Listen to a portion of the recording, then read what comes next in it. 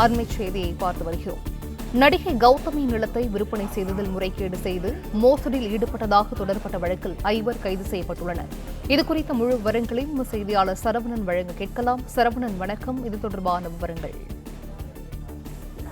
நடிகை கௌதமியுடைய வழக்குல முக்கிய குற்றவாளியான அழகப்பன் என்பவரை தற்பொழுது காவலில் எடுத்திருக்கிறார்கள். 3 நாட்கள் காவலில் எடுத்து மத்திய குற்றப்பிரிவு போலீசார் விசாரணை மேற்கொள்கிறார்கள்.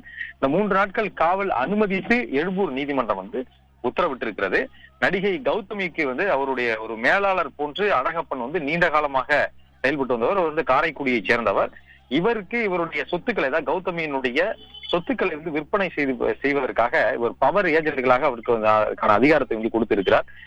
இவர் மூலம் அந்த அழகப்பன் மூலம் அறிமுகமான பலராமன், ரகுநாதன் ஆகியோருக்கு இந்த பவர் ஏஜென்ட்களாக அனுமதி கொடுத்ததுல இந்த 3 பேரும் சேர்ந்து இவருடைய 11 கோடி ரூபாய்க்கு இவருடைய சொத்துக்களை விற்றிருக்கிறார்கள். ஆனால் 4 கோடி ரூபாய் தான் இவருக்கு கொடுத்திருக்கிறார்கள். அதன் மூலமாக மோசடி செய்திருப்பதாக இவர் கொடுத்த புகார்ல இந்த அழகப்பன் உட்பட அவருடைய குடும்பத்தினர், அவருடைய மனைவி மற்றும் அவருடைய மகன் சிவ அழகப்பன், மருமகள் ஆர்த்தி உள்ளிட்ட 5 பேர் கேரள மாநிலம் திருச்சூர்ல கடந்த 22ஆம் தேதி கைது செய்யப்பட்டார்கள்.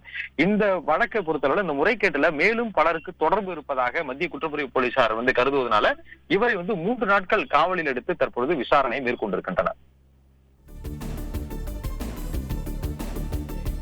விவரங்களுக்கு நன்றி சரவணன்.